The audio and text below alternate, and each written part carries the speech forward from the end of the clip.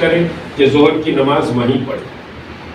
तो दो वजह जो अपनी मसाजिद को बचाना चाहते, जो अपने कब्रस्तानों को बचाना चाहते, जो मजहबी शार की हिफाजत को दीन का एक फरीज़ा समझते, उन सब से गुजारिश करता हूँ क्योंकि इस बिल में ना आशुरखाना बचेगा ना इमाम बाड़ा बचेगा। इस मुल्क अस्सलाम वालेकुम।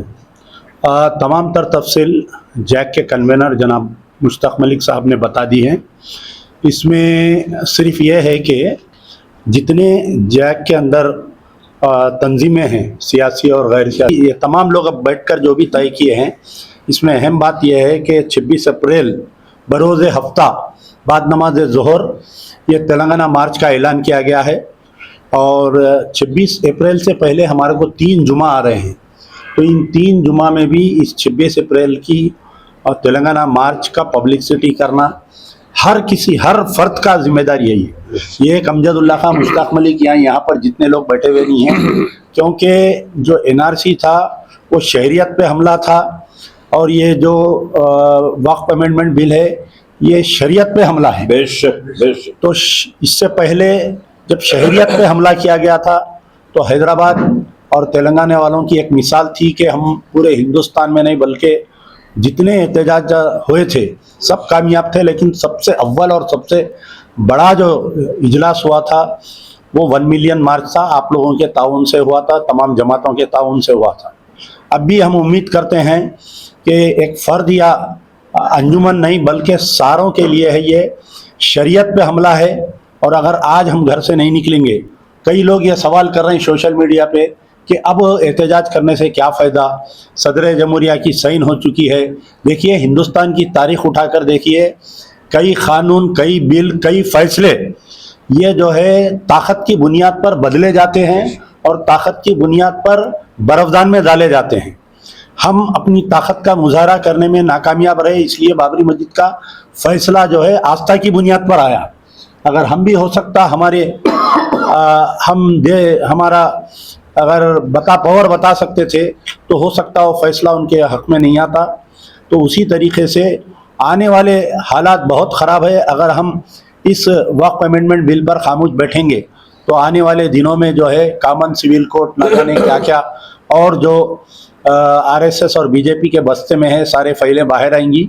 तो इसके लिए मजलिस बचाओ तहरीक की तरफ से, जॉइंट एक्शन कमेटी की तरफ से, तहरीक मुस्लिम शब्बान की तरफ से, तमाम जमातों की तरफ से मैं ये जो भी हमारा देख रहे हैं उनसे अपील करता हूँ कि आप पॉजिटिव सोचिए हर चीज़ के लिए और अल्लाह उसको पॉजिटिव करेगा। नहीं, अगर आप लोग नेगेटिव सोचेंगे कि ऐसा बाहर है तो ऐसा होगा क्या। कल से सोशल मीडिया पे एक मैसेज फिर रहा, शायद आप लोग देखे होंगे कि भाई नौजवान जो बाहर आएंगे उनके ताल्लुक से क्या जॉइंट एक्शन कमेटी जिम्मेदारी लेती क्या। अरे अल्लाह आपका जामीन है, हमारा कोई जिम्मेदार नहीं है, हमारा कोई जामीन नहीं है।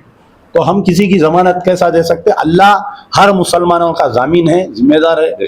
तो इस रास्ते क्योंकि ये एक अनडिक्लेयर्ड इमरजेंसी हो गई है यहाँ पर, क्या आप देखिए उनकी हिम्मत इतनी हुई बीजेपी की कि आज उनके पास मेजॉरिटी नहीं है, उसके बावजूद दूसरे पार्टियों को डरा के हिंदुत्व के नाम पे ये लोग वोट लेकर ये बिल को पास किए हैं, एक्ट बनाए हैं। इंशाल्लाह जैसा किसानों के बिल को वापस लिया गया था, उसमें तरमीम लाया गया था, 2 साल एहतजाज करे।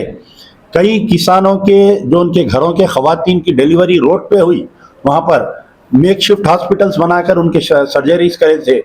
तो क्या अगर 2 करोड़ सरदार जी या किसान एहतजाज कर सकते तो हम क्यों नहीं कर सकते, हम क्यों बिल को वापस नहीं ला सकते। तो मैं हम तमाम से गुजारिश करता हूं कि don't think negative, think positive, everything will be positive. मैं हमारे किस तरह से पार्टिसिपेट करना चाहिए या फिर वो आगे जैसा बोलेंगे। अभी तो तारीख वो हो गई, तो जो भी है पट्टियां बांध के तो आना ही पड़ेगा, काले कपड़े पहन के आना पड़ेगा, काला झंडा लेके, एक हाथ में काला झंडा लेके एक हाथ में हिंदुस्तान का झंडा लेकर आइए आप लोग। ये आगे चल के जैसा जैसा बैठक होते जाएंगे उसको मैं हमारे